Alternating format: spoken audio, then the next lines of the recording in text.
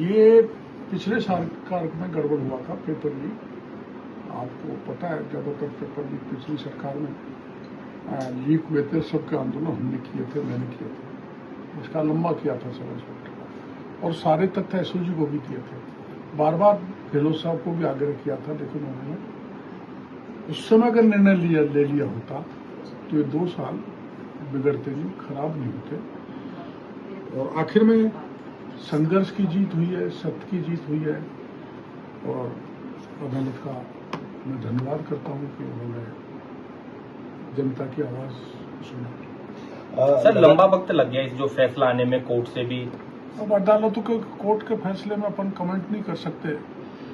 उनको कई चीज प्रमाण इकट्ठा करके फैसले देने होते हैं, तो वो तो अपन को उसमें बोलना भी नहीं चाहिए। कोर्ट का मामला है। किरोड़ी मीणा जी बड़े खुश नजर आ रहे हैं सर। आपने संघर्ष किया और आज फैसले को लेकर मैं तो सदा खुश रहता हूँ, लेकिन पिछली राज में भी मैंने मांग किया, मेरी राज में भी मैंने 2-3 बार मुख्यमंत्री जी को कहा कि ये परीक्षा रद्द करो। आप लोग ही मेरा जो लेके गए थे इंटरव्यू, तो जो कमेटी बनाई मुख्यमंत्री जी ने, सब कमेटी, उन्होंने क्या रिपोर्ट दी, जी ने क्या कहा, उसकी मेरे को जानकारी नहीं है। पर जो भी कहा वो अलग बात है। लेकिन आज उन लोगों के लिए खुशी का दिन है, खुशी का पर्व है कि मेरे आंकड़े के हिसाब से कम 500 लोग नकली फर्जी सब इंस्पेक्टर प्रवेश पा चुके थे। 58 तो अभी जेल में ही, 450 और थे। तो ऐसा व्यक्ति चयनित होकर जनता की क्या सेवा कर सकता था। तो फैसला स्वागत योग्य। दोबारा परीक्षा होगी तो जो कॉम्पिटेंट है, जो पढ़ने वाले हैं, जो मेहनती परिश्रम है, जिनका सिलेक्शन हो गया, उनको निराशा जरूर मिलेगी, लेकिन उनको किसी प्रकार से निराश होने की जरूरत नहीं। परिश्रम करें, उनका चयन तो फिर भी हो जाएगा। सर, जो अन्य सेवाओं से आए थे उनको लेकर कोर्ट ने ये कहा है कि उनको भी जो है वो मर्ज किया जाए, वो अपने दूसरे विभाग में जा सकते हैं। तो आप सरकार में बैठे हुए हैं, आपके लिए दोहरी जिम्मेदारी है।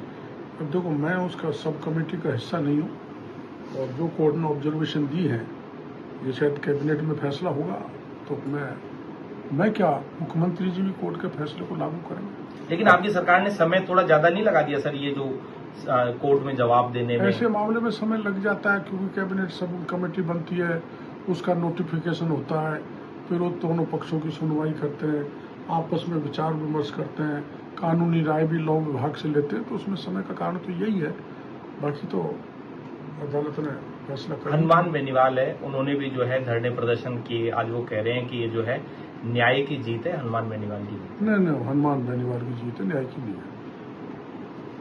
वही है बड़े, जो उन्होंने सब कुछ किया है, कोई किसी की जीत नहीं। बीजेपी भी हारी है यहाँ, कांग्रेस भी हारी है, और अदालत भी नहीं, वही जीत है। तो क्या डॉक्टर साहब, एक ये बताएं कि लगातार पहले जब कैबिनेट सब कमेटी बनाई सरकार ने, एडीजी एसओजी ने कहा कि परीक्षा रद्द होनी चाहिए, उसके बाद तमाम बातें हुई और रद्द होने के बाद एसओजी ने तो परीक्षा रद्द करने हाँ कहा था। फिर उसके बाद सरकार ने दोबारा सब कमेटी बनाई और उसने कहा कि नहीं, परीक्षा रद्द नहीं होगी, और अब कोर्ट का फैसला आया है कि रद्द होनी चाहिए। तो क्या ये कंट्राडिक्ट नहीं है? नहीं, कंट्राडिक्ट क्या है, कई बार सरकार के कई फैसले अदालत पलट देती है, ये तो रूटीन की प्रक्रिया है जी।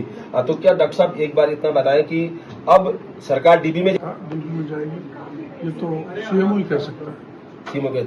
आप तो ये है कि आपकी जो लड़ाई थी, संघर्ष थी, वो आज आखिरकार परिणति पर पहुंची। मेरी काय की लड़ाई, मेरा तो ये था कि भाई बहुसंख्यक जो बेरोजगार है वो सड़कों पर उतरा हुआ था, और पिछले राज्य में हमारी पार्टी भी इस आंदोलन में शामिल हुई थी।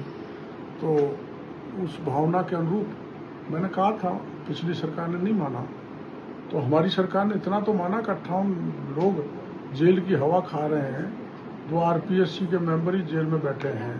तो मछली से मगरमच्छ पकड़ना चालू अगर किया है तो भजनलाल सरकार ने किया है। लेकिन सर बड़े मगर